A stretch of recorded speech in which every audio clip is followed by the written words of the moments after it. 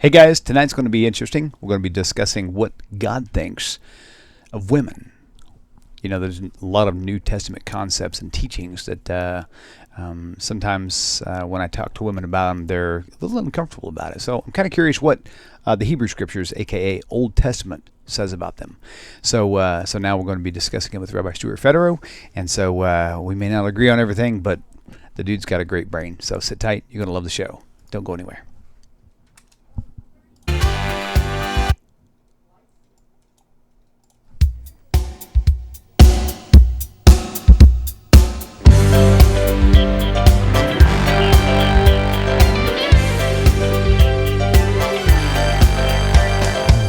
Welcome to Tanakh Talk. I am your host, William Hall, broadcasting live out of Kingsland, Texas, USA, with another episode of TNT, the Twisted New Testament, with Rabbi Stuart Federow from Houston, Texas.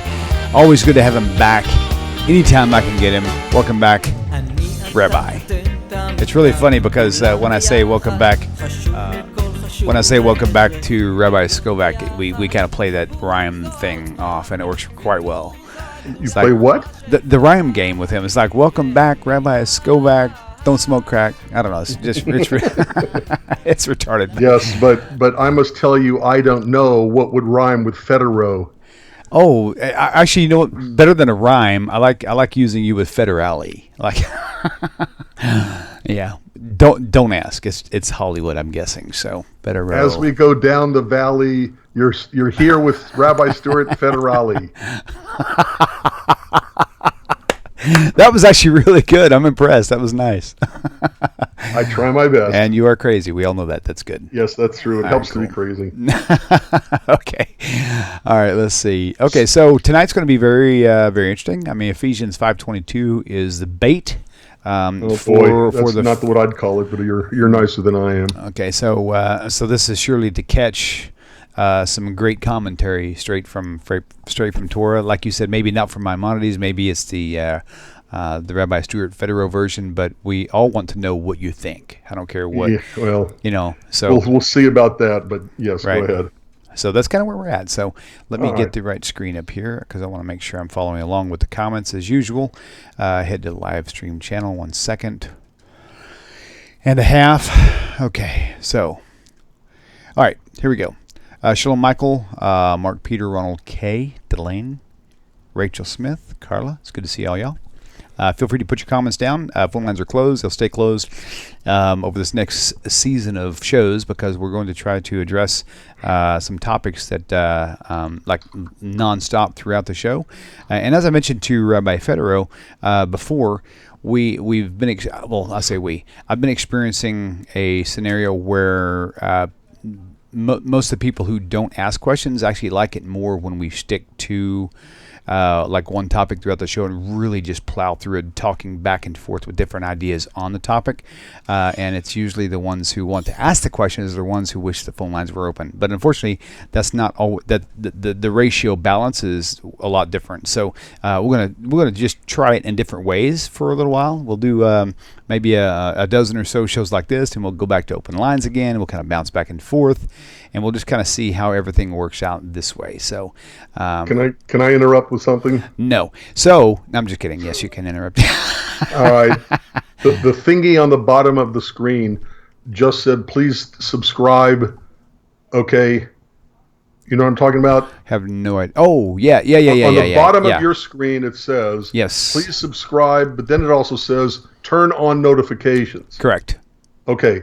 Where it says on the YouTube screen, Tanakh Talk, on the bottom, okay, when you're looking at the picture of your handsome face and my ugly puss, okay, it says Tanakh Talk. Straight across from that, it says subscribe, right? Okay. Correct.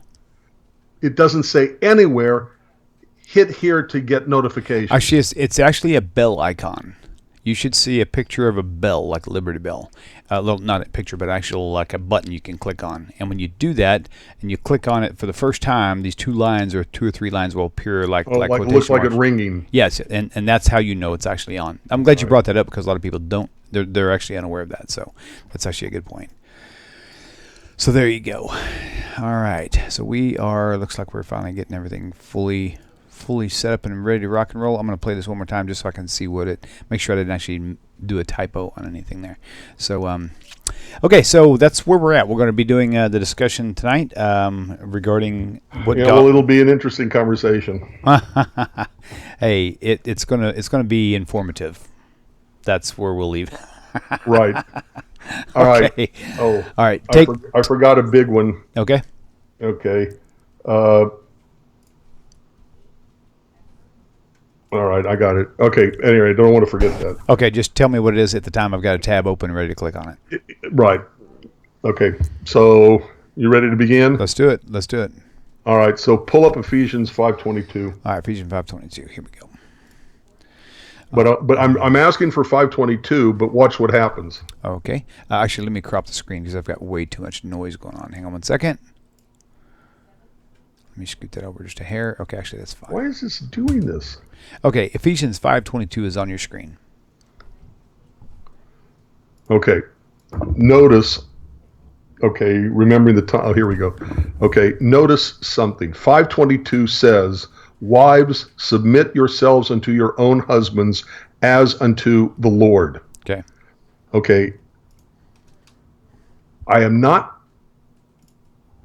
I want to be honest enough to show the very verse immediately before that.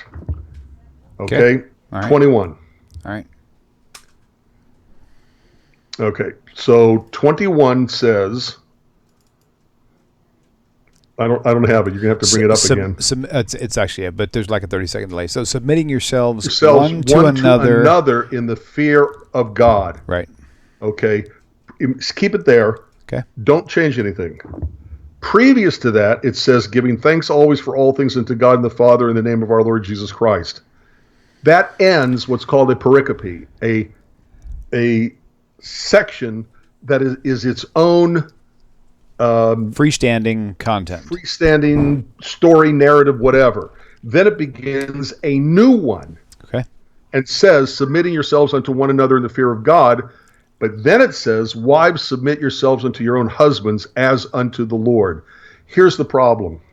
Okay. Only when ministers get confronted with the put down of wives and women by the New Testament and by Christianity as a whole, especially as it relates to one's husband, do they ever say, well, but it also says submit to each other.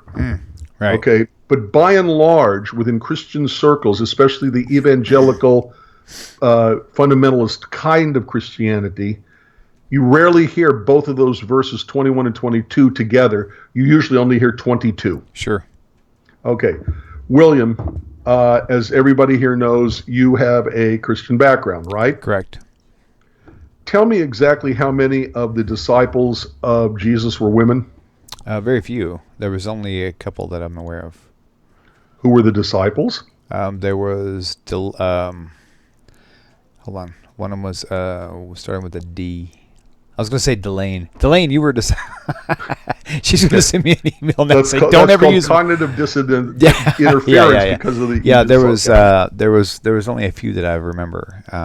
I don't remember any. No, there was at least a couple who were actually mentioned. In fact, let me see. Hang on. They're mentioned, but are they called a disciple of Jesus? No, definitely not.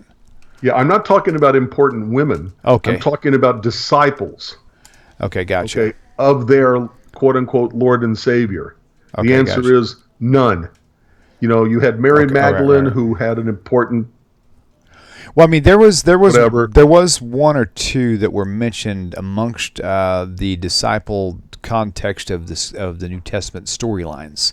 All right. That was not Mary and Mary Magdalene in those. There really were a few, but they weren't listed as disciples, though. 12 disciples that I knew were never women. Right. Okay. On the other hand, Eunice, Phoebe, Drusilla, whatever, I don't know. Those are just some of the names that were mentioned. All right. Yeah. But they were not called disciples. Correct. Right, exactly. Right. Now, in the Jewish community, the highest whatever in the Torah would be a prophet. Okay. Okay, in the Tanakh. Okay, in the Bible. the highest thing that we would have, because this is obviously pre-rabbi days, although Moses is called Moshe Rabbeinu, Moses our rabbi, it is clearly it's not a biblical term. Right. Okay, it's a rabbinic term, obviously. Right. Obviously. So, of the people in the Tanakh, how many of the prophets were women? Now you can start rattling it off.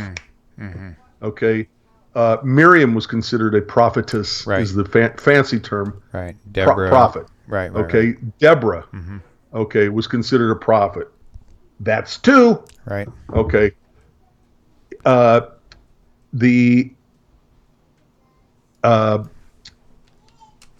don't know what to call it, the esteem or the high respect, okay, that the Bible portrays of women, okay, is far above and away or indicative of the lack thereof in the Christian's New Testament. Right. Okay. Now let's talk about a couple of things, all right? And this is going to be pretty much a mainstay of a main part of our conversation tonight. And let's pull up Genesis chapter 3. Okay. All right. 1 second. Genesis. Didn't we decide on 2:15 or something like that to start with? Do what? You said 2:15 originally. So No. I'm sorry. You're right. Okay, so let's stick with 2:15. Okay, got it. Oops, I hit the space bar and it made it jolt. Okay, here we go. Ready? Okay, 2:15. And the Lord God took the man and put him in the Garden of Eden to dress it and to keep it. And by the way, when it says to dress it and to keep it, this is automatically saying for the very moment Adam was in the Garden of Eden, he was there to take care of his environment, which means work at it, like, whatever needed to be done. Right, gotcha. Okay. That's not relevant to our conversation, but I just thought I'd point that out here. Okay, gotcha. All right, 16. And the Lord God commanded the man, saying, of every tree in the garden... Oh, yeah. Of every tree of the garden you may freely eat, but of the tree of the knowledge of the difference between good and evil you shall not eat of it, for in the day that you eat thereof you will surely die. Okay? Okay. Because it's going to come up, I know it's going to come up. We just need to take a couple of minutes to look at that verse in the Hebrew. Okay. Okay. Just the first question asked, okay, on the day they ate the fruit of the tree of the knowledge of the difference between good and evil, did they die? Negatory. Is God a liar? Nope. Therefore, we cannot take literally this statement as it reads in the English, for in the day that you eat thereof, you will surely die. You have to look at the Hebrew to figure out what God was actually saying. They did not die the moment they ate of it. They didn't die on the day they ate of it. What the Hebrew says is, on the day you eat of it, mot tamut, which is translated as you will surely die, but if you translate it literally, what it says is Death dying, you will die. Oh, okay. Gotcha. And what that really means is, because this is going to come up if we're talking about this, may as well hit it and go on. And that is, it says dying, you're already dying. You're already made mortal. You're going to die. God made you mortal from the moment you were born. But when you eat the fruit of the knowledge of the difference between good and evil, because you will now know what evil is, you will understand the finality of death. You will understand that death is something that's bad and to avoid. And therefore, dying, you will die, actually means dying, you will know you will die. You're already dying, but when you eat the fruit of the tree of the knowledge of the difference in good and evil, you're now going to know you're going to die, and that death is something bad to avoid. Saying to Adam and Eve, or in this case just Adam, okay, don't eat of it because you're going to die. Okay, so what's death? I don't know what that is. Is that a bad thing? Is that a good thing? If they haven't yet eaten from the fruit of the tree of the knowledge of the difference between good and evil, they don't know what evil is. They don't know what good is. They don't know the difference. They're not making moral choices. So all this says is you are already going to die. dying, you will die. Death is part of the natural order of creation. From the moment of creation, God made death a part of it. Right. Right. Okay. Later in the story, it says that, William, I get this probably every few months where somebody will call up the synagogue asking questions about Judaism or about our biblical interpretation, and they will invariably, or I'll meet somebody somewhere and they'll say, well, I've read the Bible 10 times through and I know it very well, and I'll ask them the most simple, basic questions. They have no clue. No clue. Yeah. None. Zero. I deal with that same exact anomaly. Because they're reading the Torah, they're reading the Bible, the Tanakh, they're reading through the Christian-colored glasses, and therefore they don't really read it. They read what the Christians tell them is there. Mm-hmm. Okay. So jump real quick because we're on this real quick. Okay. Jump to 3.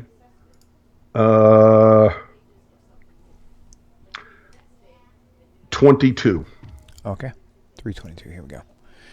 All right, let's scroll on down. Whoops. Next chapter.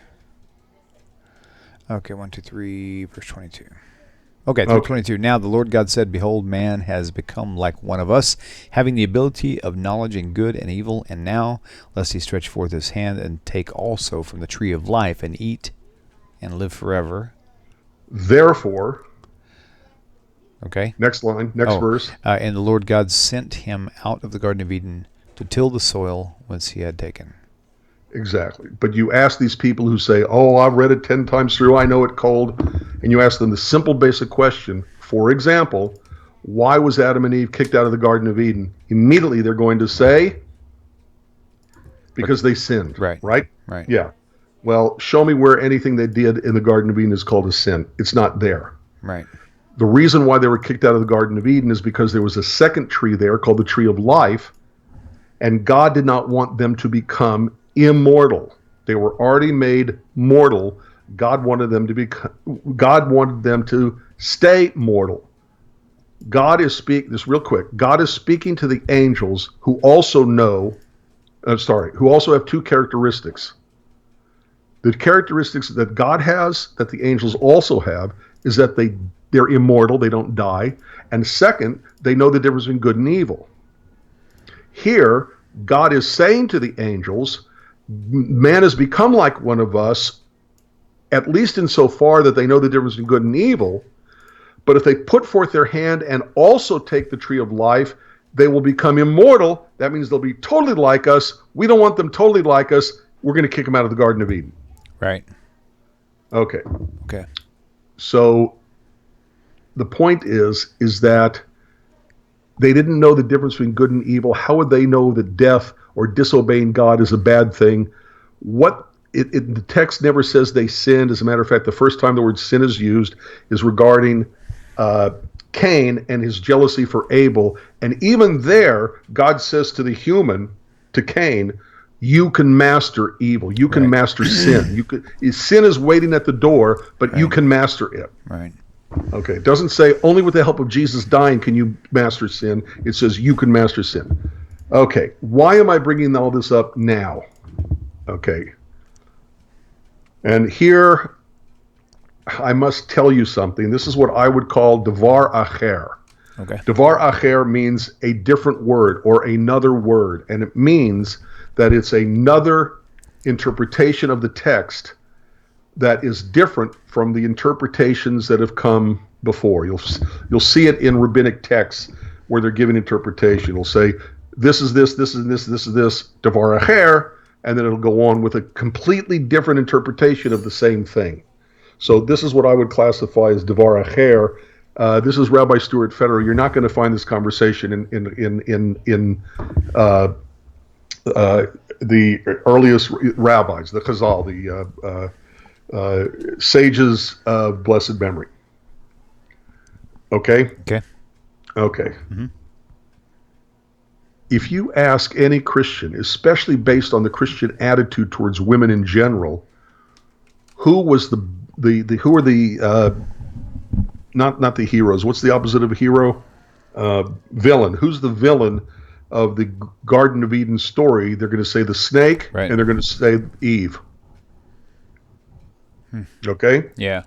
Treat her as the weaker vessel, basically. Right. Right. First of all, okay, isn't your wife Christina? Christine, right. Like I said.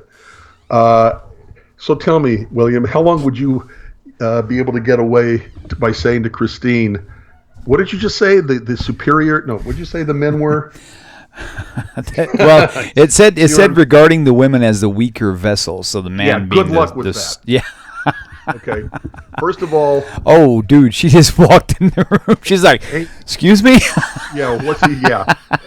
I rest my case. All right. Okay. That's funny. There's awesome. a video of Matisse Friedman, a Chabad rabbi who's talking about. I'm sorry, what? Manis Friedman, Manis. What did I say? Matisse. I meant Manis. Okay. Okay. At any rate, you know who I mean. Yes, I do. Who's giving another drash on another interpretation of the Genesis story. And he also basically says, you're not going to find this written anywhere, but let me tell you what it's about, and gives his opinion about what it's about. And invariably, in everything he says, the woman is the stronger, she is more spiritual, she understands things better, and has to explain to Adam why they're going to do what they're going to do. Right. Okay, so at any rate, okay. And by the way, just since you plugged him, Manis Friedman is a really, really brilliant rabbi from Chabad.org. I'm trying to look for his website. I'll tell you here in just a second what it is. But you can actually find him just by typing his name in the internet. I'll just put it up on the screen for you real fast, so you can see it.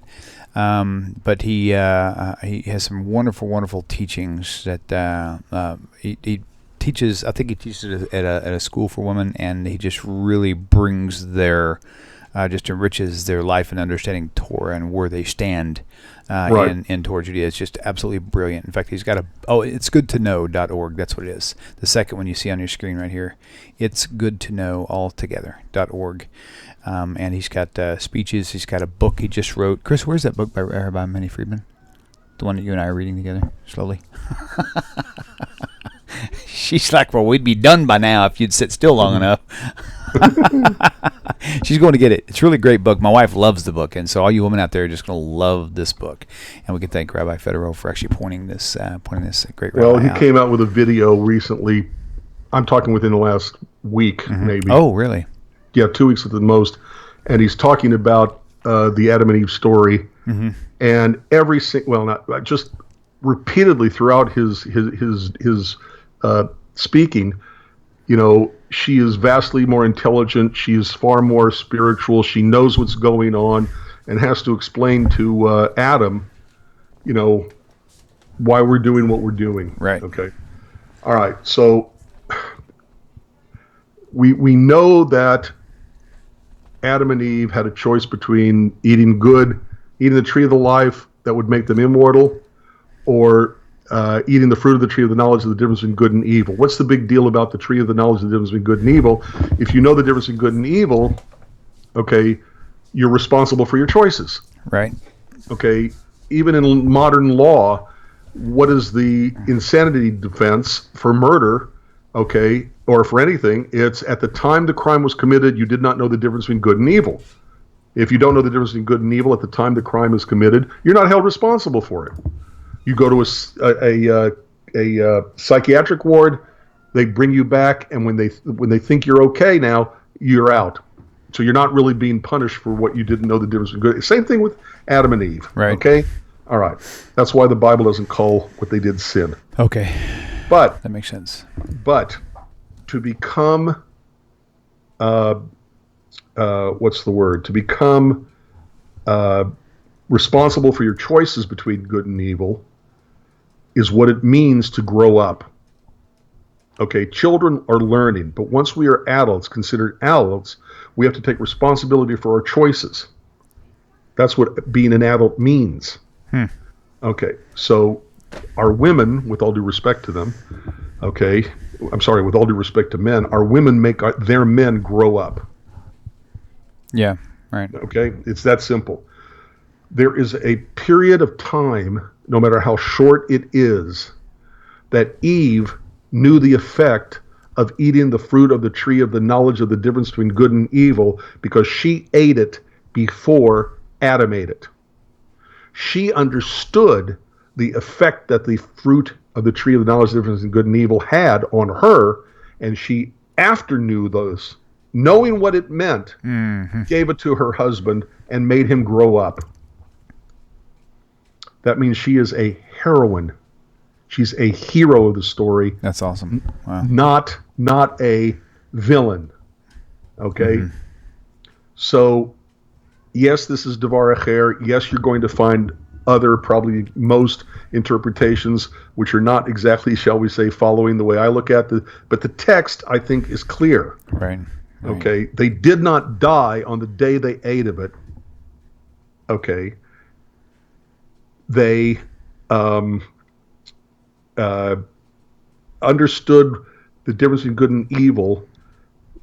They didn't die on the day they knew it, on the ate of it, which means that the understanding of what God meant when God said, Mot Tamut, is not you will surely die, but dying, you will know that you are going to die. Mm-hmm. In other words, you know the import of it. Right. Okay. Right.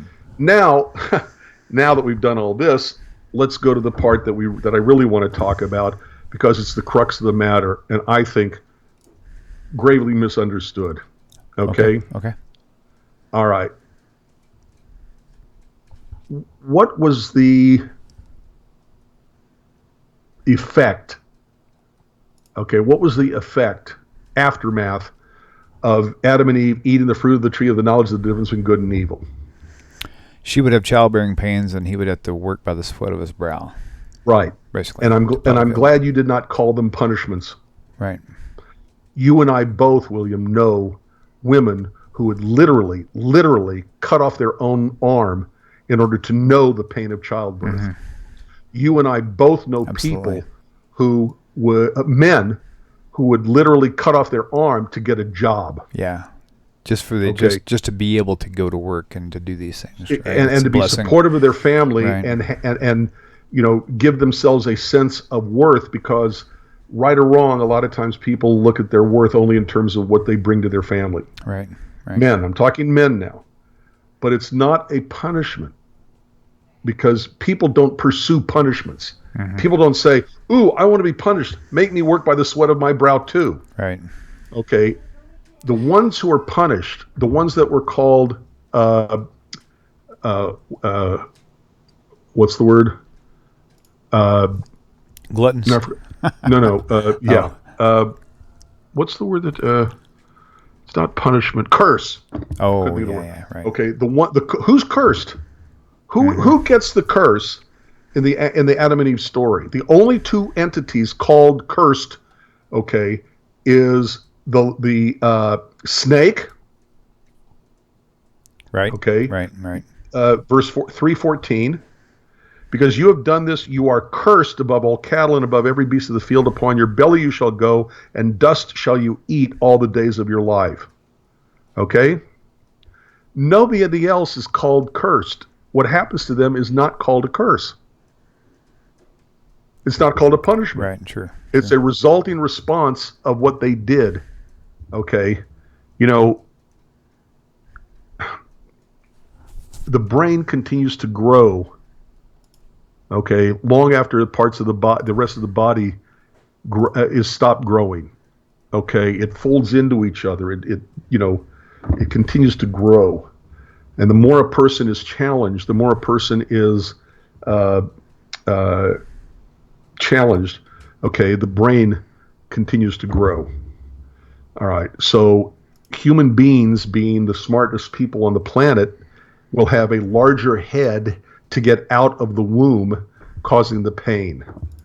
So the knowledge of the difference between good and evil is a big deal, and the result is that it creates pain in childbirth. Mm-hmm. But the text never calls it a curse. Okay. The ground is cursed for Adam's sake. Okay, or not Adam's sake, but regarding Adam. Okay. Let's see. I know it's here somewhere. Adam, he said, be hardened to the voice and eat in the tree, kind of saying, you shall not eat of it. Cursed is the ground for your sake. Right. In sorrow shall you eat of it all the days of your life. This is 3:17. Okay. The woman is a hero in this because she made her husband grow up. Okay. Now let's center into verse 16. And here we come to the crux of the matter. Okay. One might think that Genesis 3:16 is a parallel verse to the Ephesians chapter 5:22, where it says that a woman shall submit to her husband. Okay, but it's not. It's not the same thing at all. Okay, Genesis chapter 3, verse 16. You got it up? Yep. Okay, go ahead and read it, please. Okay, to the woman he said, I shall surely increase your sorrow and your pregnancy. In pain you shall bear children, and to your husband will be your desire, and he will rule over you. Right. What does it mean when it says your desire shall be for your husband? What is that referring to? I think that's referring to her emotional needs fulfillment. And how is it fulfilled? By him. By his, yeah. I mean, by his attention. It's kind of like the way I kind of see this is, and it says husbands love your wives, wives respect your husbands, because it's like men require different things than women do. Exactly. So, right. Exactly. And when a woman has this desire for her husband, it is emotional in nature. It is sexual in nature. Mm-hmm. Right. And the fact that she has this for him gives him a, I don't know what, sense of belonging, sense of pride, sense of being masculine, a sense of, I'm not sure all the adjectives that should go with this. Right. But it's through that sense that he gets that he rules over her. Okay. It doesn't mean, look, it's one sentence. Your, meaning Eve's desire, women's desire shall be for your husband, and he shall rule over you, is a response or reflection of that desire. It is not a statement of, you women must submit to your husbands. What does mashal mean? Mashal? No, it means to rule. It does. I was just curious. Okay. Give me a second. There's a bunch of synonyms with that. Let's see. Okay, so it is. Wait. That's okay. To rule, to have dominion, to govern, to reign, to bear, to cause to have a rule, to have power.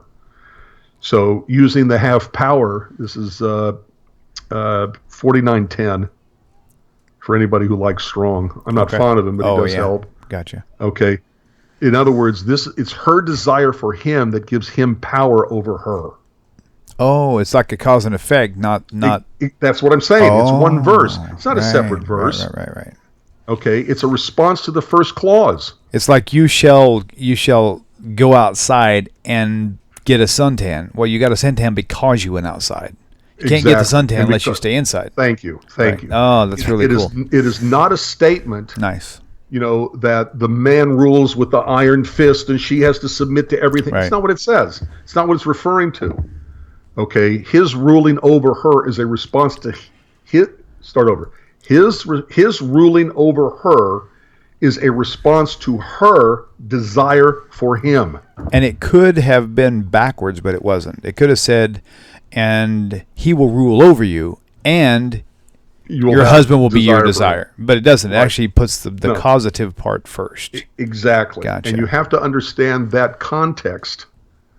Okay. Mm-hmm. Right. Okay.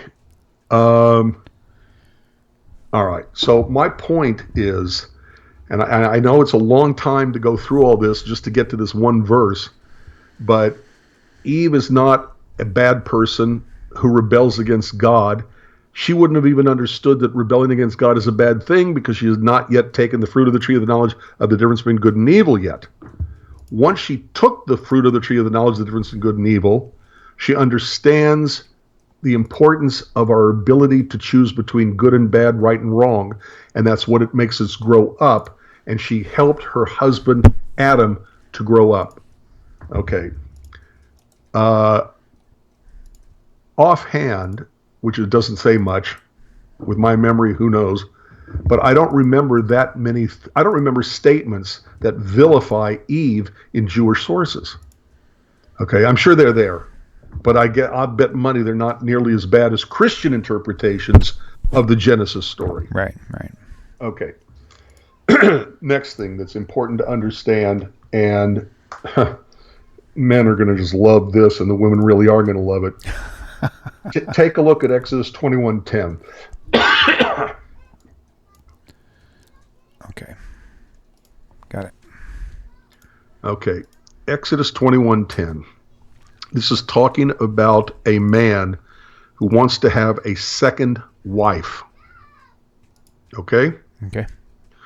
What does it say about him?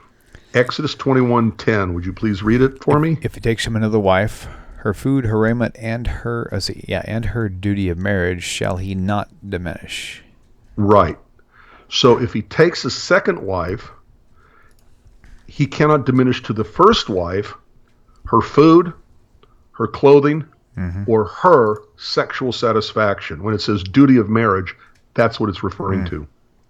Now, Okay. Context 2018. Do what? Context 2018. It is agreed upon by all rabbinic sources that having two wives or more wives is not acceptable. No, yes, because right. in just the putting early, that out there, I forgot what they call that time period, about 700-800. Right. Okay. Look, it's hard enough to raise a family and to take care of a wife and kids than to have to take care of many wives and many, many kids. It fell out of favor. You look at the Bible. You don't have that many people. Sure. Moses takes a second wife, and Miriam and Aaron get upset over it. Okay, it just didn't happen that often. Okay, Abraham had Sarah and Hagar, and you see how well that worked out. Right. Okay, the point I'm making is that by the year 800, so we're talking 1,200 years ago, basically acknowledging reality, okay, especially in the Ashkenazic world, marrying more than one wife just was outlawed because nobody was basically doing it. Now, in the Sephardic community, because of Islam's influence, it continued, but not nearly as often as people might think. Okay, but the point I'm making is that from a Jewish perspective, this is the classic verse. This is the classic location, Exodus 21:10. If he takes a second wife, he cannot diminish to the first wife her food, her clothing, and her sexual satisfaction. Judaism understands this, that her food is not just physical sustenance, it's mental, emotional, and spiritual sustenance he has to supply to her. When it says her clothing, Judaism understands that as protection, but not just physical protection, it's also mental, emotional, and spiritual protection as well. Okay? And her sexual satisfaction is what is meant by her duty of marriage. Okay, the Hebrew there is onah, dwelling together, cohabiting. It means sexual satisfaction. In a Jewish marriage, largely based on this verse and other places in rabbinic writings, in a Jewish marriage, the woman has no obligations to the man. None. What does that do? It means that, with all due respect to the ladies, men are stronger. Okay? They can physically overpower, but you are making the strong one obligated to the weaker, which means that instead of having the weaker obligated to the stronger, okay, this idea of marital rape, oh, well, she's my wife, she owes it to me, ain't Jewish. Mm-hmm. Right. Okay, right. That's not Judaism. The concept doesn't exist. Okay. Yes, they have obligations to each other, okay, but the legal obligations of the wife to the husband are none. The man's obligations to the woman, making the stronger obligated to the weaker, is her food and all it means, her clothing and all it means, and her sexual satisfaction. Okay, again, this elevates the woman. This elevates the woman from the servant of the man, and in many ways makes the man the servant to the woman. Okay? Okay, that's Exodus 21:10. Okay. Another example. Okay, let's go to Deuteronomy 24:1. Okay. Deuteronomy 24. Okay. Okay. When a man hath taken a wife and married her, and it comes to pass that she finds no favor in his eyes, because he had found some uncleanness in her, then let him write her a bill of divorcement and give it in her hand and send her out of his house. So how does that jive with the other one where it says he can't withhold even the sexual part if he finds another woman? I'm seeing the literal part. Where does it say he finds another woman? It says that if he finds a reason. Okay, if they fall in love and they can't live together. Look, Judaism recognizes that sometimes people can't get along, and a divorce is the best thing they can do for each other and for the family. Right, true. Judaism doesn't say, now I forgot the line. What's the verse? In the book, in the writings of Paul, it completely, no divorce at all. Right. Okay, I can't remember. You know what I'm talking about? Yeah, I'm trying to think of which one it was. Hang on. But anyway, keep chatting. All right. Well, the point is that Judaism recognizes that if a man and wife reach a point they can't get along, it is sometimes better to split up than it is to stay together and be miserable. Okay, it's not a good thing. Okay, there's Judaism doesn't like the idea that divorce, but it does happen, and very often it should happen, because couples should not live in misery. It's that simple. Okay, but here's my point about this. By the way, I think in Jesus talked about the divorce in Matthew 19. Say it again? Jesus talked about the divorce in Matthew 19. He says, the Pharisees asked him, is it lawful for a man to divorce his wife for any reason? He says, haven't you read that in the beginning Creator made male and female? And he said, for this reason man shall leave his father and his mother and cleave to his wife. Two shall become one flesh. So they are no longer two, but one flesh. Therefore, what God has joined together, let no man separate. Right. So that's the big. So Jesus, instead of going to this verse where it explicitly says that a man and a woman can divorce, a man can divorce his wife. Okay. Right. He goes to the Genesis. Okay. And gives it an interpretation that Judaism never did. Right, correct. Yeah. Okay, all right. Here's my point. Why am I bringing this up? Again, it is showing the respect that Judaism has for women in general and wives in particular. Okay? Mm-hmm. In the ancient world, not in the Jewish community, but in the ancient world, if a man didn't like his wife, he'd kick her out in the street. She was on her own. And often, if not most of the time, her family wouldn't even take her back. Mm-hmm. And that would reduce her to prostitution, okay, or she'd starve to death. Mm-hmm. Right. Okay, Judaism comes along and says, that's not right.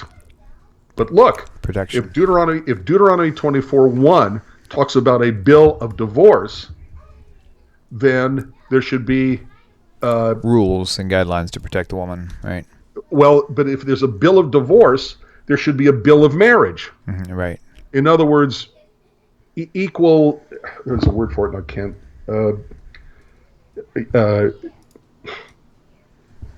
Equality, balance. I don't know what the word is. So if there's a bill of divorce, there should be a bill of marriage, and it's called a ketubah.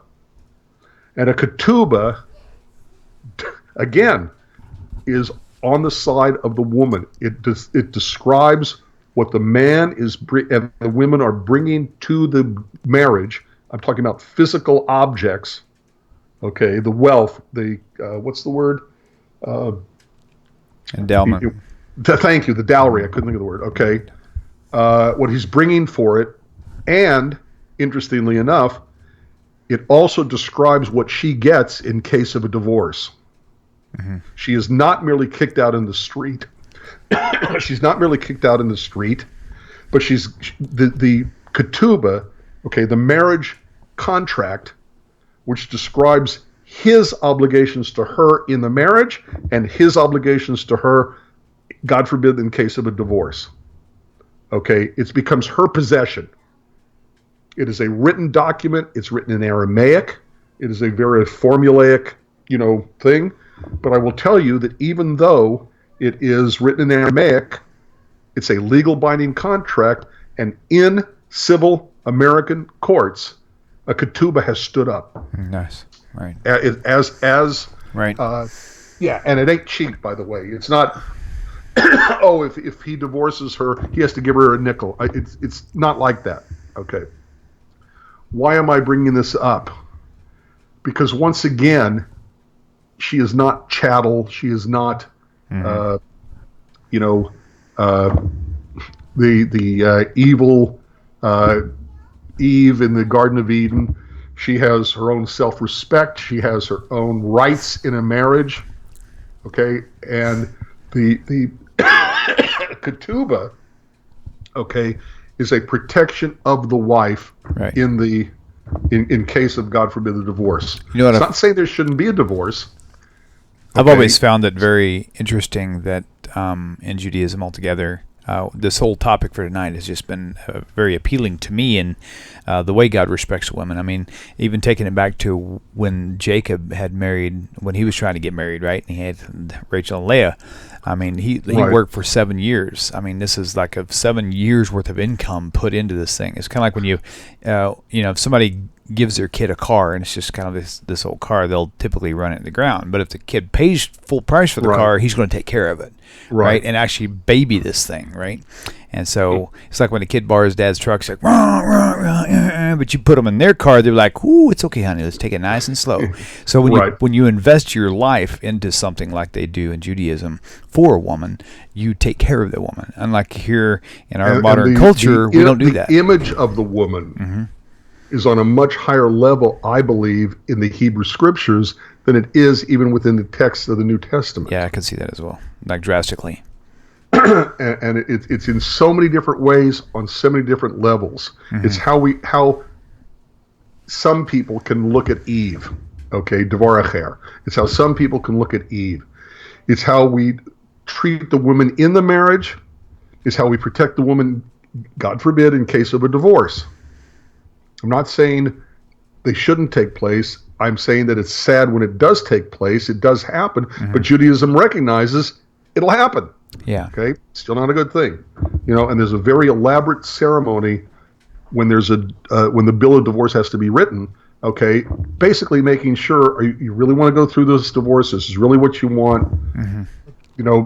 But it recognizes that yes, in fact, sometimes it's the best thing for a couple and for a family. I just had an interesting thought. We, as we were talking about, the kid with the car, the old car was given to him, or a borrowed truck, or something he paid for. If you could say, if some people will still say, no, Judaism still looks at their women as possessions. Okay, let's just say, for example, that may be the case. If that is the case, everything that I have brought into my possession, everything, even a shirt, man, I baby that sucker. I wash it in gentle fabric. Everything that I possess by things that I obtained by my hard work, I'm taken care of like you would not believe. I mean, there's like, so it's like possession to Christianity. It looks like it's a negative thing, but in Judaism, it's the most careful and well thought out plan that God could have ever created.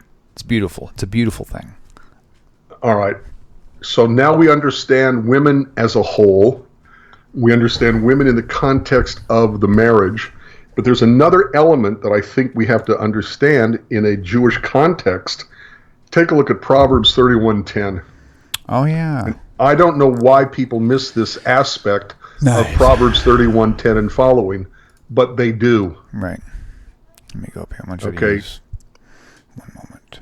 Torah. No, not the Torah. Nevi'im. Is that the Ketuvim or Nevi'im? I'm sorry, what? That's in the Ketuvim? No, it's in the Nevi'im, right? It's Proverbs. I know. I'm saying it's not in the Ketuvim. It's in the Nevi'im, right? The prophet. No, it would be the Ketuvim. No, it's Ketuvim. It's Oh, right yeah. after Psalms. Yeah. Psalms Okay, cool. Okay, let's see. Oh, yeah, there it is. Okay, cool. All right, Okay. so 31. Oh, shoot. Get back up here, fellas. 31:10 Gotcha. and following. And everybody quotes this, but they miss aspects of it. And this is, look, William, in Judaism, men and women have different obligations, and they have different, sometimes overlapping obligations, but that's not my point. And they have different, what's the word? Expectations. No, what's the word? I can't think of the word. I do this all the time.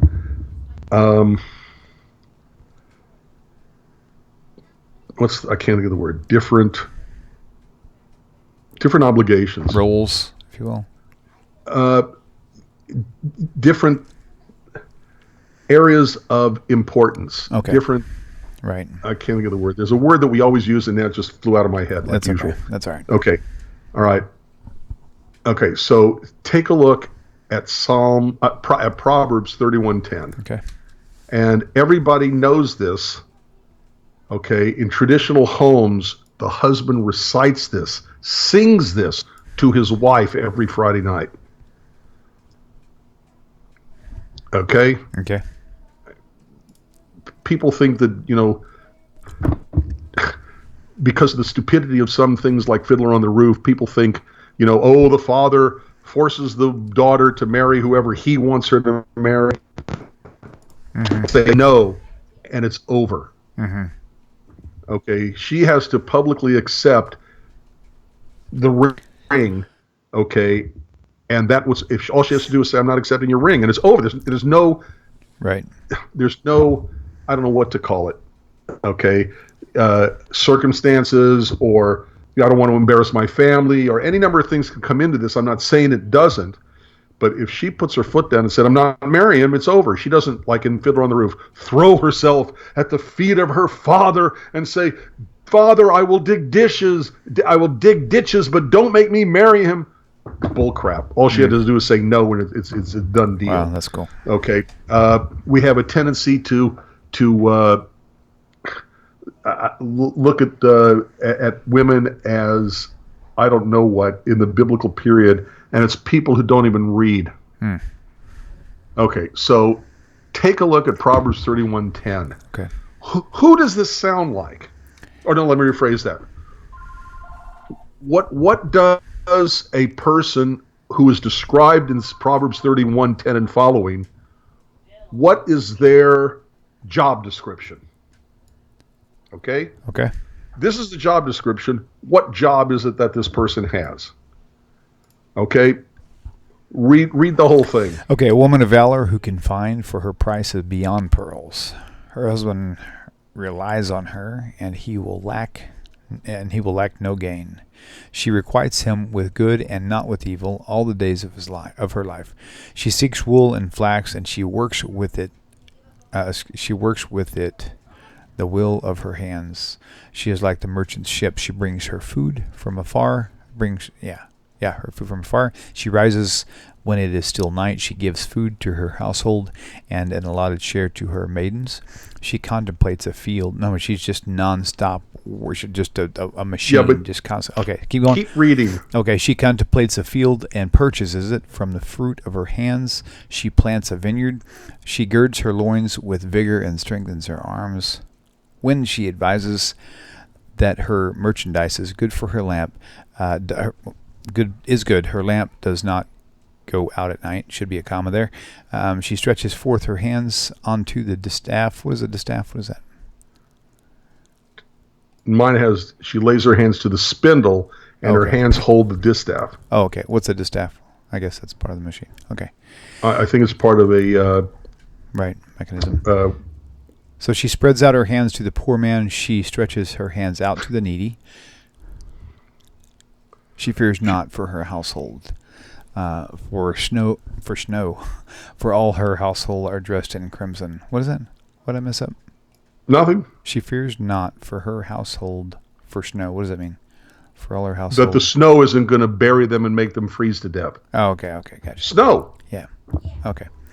She makes beautiful bedspreads for herself. Fine linen and purple wool are her raiment. Her husband is known in the gates when he sits with the elders of the land. She makes a cloak and sells it, and she gives a belt to the trafficker. Strength and beauty are her raiment, and she laughs at the last day. She opens her mouth with wisdom, and instructions of kindness is on her tongue. She supervises the ways of her household and does not eat bread of... That's really funny. I love that. What? Because everything you're reading here, you don't see even a seed of this anywhere in the New Testament. That's what blows my mind. Right? But William, yeah, there is a title, okay, that we would give a person who fits this description. Okay. She's a businesswoman. Yeah. She runs businesses. Right. She not only takes care of her household, she is a businesswoman. Right. And what does that enable her husband to do? Her husband is known in the gates when he sits among the elders of the land. Mm-hmm. He can go study Judaism. Mm-hmm. She takes care of the household. But in the ancient world, up until the very modern times, businesses were run out of the household. She ran the business too. Nice. Mm-hmm. She makes the linen and she sells it. Right. Okay. Let's see. Many done virtually. Okay, let's go before that when we first started. Okay. Her husband trusts in her so that he will have no need of spoil. He doesn't have to steal anything. She supervises the ways of her household. And she brings it, okay? She seeks wool and flax and works willingly with her hands. Mm-hmm. She's like a merchant ships. Mm-hmm. She brings her food from afar. She rises, 16. She considers a field and buys it. Right. And with the fruit of her own hand, she plants a vineyard. 18. She perceives that her merchandise is good. Her candle goes not out by night. She lays her hands to the spindle, and her hands hold the distaff, stretches out her hand to the poor. She's generous. Okay. It's talking about a businesswoman. Mm-hmm. It's talking about a woman who makes money for the family. Right. It's not, roles. Right. I just thought of the word I kept looking for. Role, right. Men and women have different roles. Actually, I said that earlier, but that's okay. I'm sorry, I didn't hear you. That's okay. Deaf old man. Okay, I'm sorry I didn't hear you because I needed to talk about it when I first talked about it. Okay, but it's not saying, different roles, but the men's role is so much more important. Wrong. Mm-hmm. Okay, they each have roles, and they each follow their roles and do their roles and make a unified house. But look at the role that Proverbs 31 is talking about. She's the businesswoman. Right. Okay. Mm-hmm. True. Men and women have different roles. Each one is very important, enormously important to the welfare of the family and the household. Okay. But nowhere are you going to find where the man's role is superior to the woman's role. And if you take a look at the places in the Bible where it talks about the women, okay, we didn't even touch on Miriam. We didn't, without going to any verses, okay, the Jews could not have gotten out of slavery in Egypt if it weren't for the women. Right, very true. Okay, help me with this. Miriam, the sister of Moses, follows him along while he's a baby in the basket. Mm-hmm. Okay, the mother, Yocheved, the mother of Moses, puts him in the basket to save his life. Miriam follows him. Who pulls him up out of the Nile? The maidservants of the princess of Egypt, the daughter of Pharaoh. The daughter of Pharaoh raises him. Okay, the midwives are commanded to kill every boy child. Okay, and they don't even obey. Right. Okay, if the women had not been the strong, I don't know the strong person that they are, okay, then we'd still be slaves in Egypt. Right. Okay, it is such a contrast with women must submit to their husbands. Okay, and the portrayal of women in the New Testament, that it's incomparable. You can't compare them. Okay, we didn't even look at Deborah. We didn't even look at the other women of the Tanakh. Always very strong characters. Think about what Sarah did. Okay, for her husband and her children. Think about Rebecca. Okay, did the same thing as Sarah did. Okay, think about Rebecca. Okay, helping Jacob. Okay, favoring Jacob over Esau. Think about the intrigue that they did. Okay, to maintain Judaism and keep the covenant going. You just don't get that. So basically, what you're saying is there's a reason why Paul was never married. Clearly, there's a reason why Paul was never married, because what woman would have him?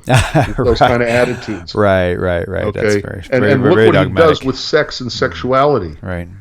Okay, it's better for you to marry than to burn with lust. Yeah. Okay, but too bad you can't be like me. Okay. And what's the first commandment, which Jesus himself didn't even obey? Be fruitful and multiply. Yep. Okay. The contrast between the woman as portrayed in the New Testament and treated in Christianity. How many times? Let me rephrase that. Okay. If you take a look at the fundamentalist evangelical Christian community, how recently have women become ministers in those kinds of churches? 50 years? 75 years? Maybe? From the 1400s? 1500s. When the 1500s in the early Reformation, okay, till 50 years ago, were women really that important in protesting Protestant churches? Not to my knowledge. In the Talmud, you want to talk Beruria? Okay, a woman. What's her name? Her husband was. I can't think of his name. I'll look it up. Anyway, the point is that Beruria is the wife of an incredibly famous rabbi. And she, in the Talmud, gave legal decisions that were accepted, acting like a rabbi would. The daughters of Rashi wrapped tefillin. Tefillin, yeah, that's right. Well, tefillin, but I don't know what to call them. They're tefillin. Yeah. I remember once when I was a kid, I looked up the word tefillin and it said phylacteries. So I looked up the word phylacteries and it said, see tefillin. Okay. Seriously. Okay. Yeah. But at any rate, women throughout Jewish history. Take a look at the Spanish Inquisition. Okay, well, we say gender now, but the proper term is sex. The sex that was the most often defending Judaism, preserving Judaism, hiding, as anusim, okay, or crypto Jews, were the women. Okay, without the strength of the women, Jewish women, Judaism in Spain wouldn't have survived and wouldn't have been able to survive. Okay, when the women of Spain and Portugal were kicked out, well, Portugal, they were not even allowed to leave. You either convert or die. But in Spain, you had the third choice of leaving. Okay, and the women were always the strong ones. Look at history. Don't believe me. Look it up.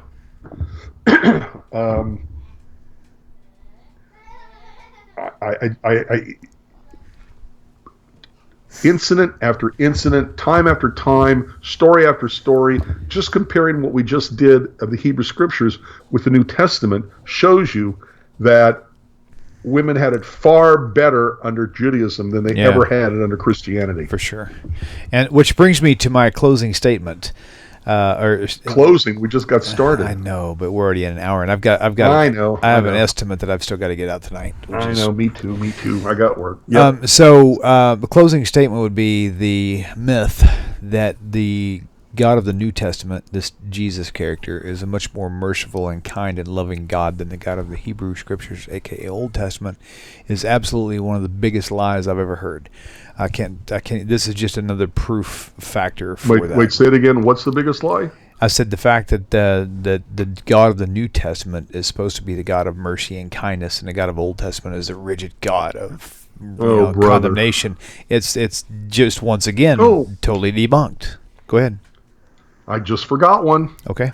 I just forgot one. The daughters of Tzalafchad. Okay. And I have no idea how that's mispronounced in Christian circles. Tzalafchad. I don't even know how they pronounce it, but it's Tzalafchad. The women have no brothers. They're not going to inherit. They go to Moses and say, Moses, it isn't fair. We should be able to inherit. Right. Just because we're women, why can't we inherit? And at the time, Moses did not have an answer. He had to go and seek And Moses said, that's a good question. Right. Let's talk to God about it. Right. Absolutely. They go to God, not this harsh, unfeeling God as Christians want to portray the God in the Hebrew Scriptures. Right. But God says, you know something? You're right. You should be able to inherit. But do this for me. You're not allowed to marry outside of the tribe that you're in, because otherwise the property that should be in the tribe goes outside of the tribe. They lose it if you marry outside the tribe. Right. Numbers 27. By the way, number 20, I think it was Numbers 27, maybe. Okay. No, you're probably right. Okay. So, by the way, what does that tell us? Right. It tells us that in the ancient world, in the days of Moses, women were already marrying outside their tribe. Mm-hmm. Right, true. Men and women were marrying men and women not of their own tribe. Yeah, or else true. God wouldn't have had to make the law that says if you're going to inherit, you can't marry out of the tribe. Right. Good you point. know, you don't make a law that says no one is allowed to play Monopoly on the interstate highway unless somebody's doing it. Yes, exactly. Right. So, Good point. I forgot about that one. That's another one. So when Touche. they say that they've got the God of mercy in Judaism, the Bible has the vengeance. What's the word? Yeah, vengeance is good. Well, bloodshed, vengeful God, whatever. Just remember this, folks. In the Hebrew Scriptures, a.k.a. Old Testament, repentance is what you need to get forgiven. New Testament, something has to die. Right. Point blank. Right. Got to have blood. Got to have blood. So you tell me which one is more forgiving. Right. There you go. Yeah. Cool. Rabbi, it's been fun. I wish we had more time tonight, but I literally, and you do too, we both have to scram. Yeah. But it's always fun. Yeah, it always is, and I'm really glad that everybody's tuning in, and love seeing y'all's your communication, your talking, your chatting in the chat boxes and stuff. That's good. Interacting with each other. I think that's great, guys. So, all right. Well, until next week, shalom, everybody. Hope you have a great 4th if you're celebrating it, and just be safe out there. Yeah, happy July 4th. Yeah, Shavua Tov, everybody. Take care.